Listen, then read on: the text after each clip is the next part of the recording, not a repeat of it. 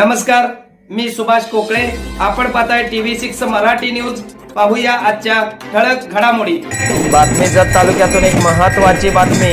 हजारो भाविकांच्या उपस्थितीत येळवीत पार पडला बाळूमामांचा भंडारा उत्सव. कीर्तन, प्रवचन, पालखी सोहळा व महाप्रसादाचे नेटके नियोजन. बोला बोला बोला बाळूमामाच्या नावानं चांग बलच्या गगनभेदी गजर. मंत्रमुग्ध करणारे कीर्तन, समाजाला दिशा देणाऱ्या प्रवचनाबरोबर श्रीच्या पालखीवर भाविक व जेसीबीने भंडाऱ्याची मुक्त उधळण करत भव्य दिव्य आतिषबाजीत जत तालुक्यातील येळवी येथील श्री संत बाळूमामा मंदिरात बाळूमामांचा भंडारा उत्सव पार पडला.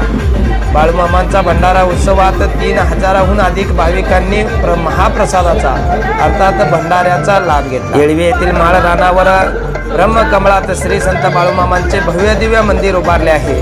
12 ज्योतिर्लिंगापैकी एक असलेल्या श्री नागेश्वराचे शिखर मंदिराची शोभा वाढवत आहे. अवघ्या 3 वर्षात हे मंदिर उभारले आहे.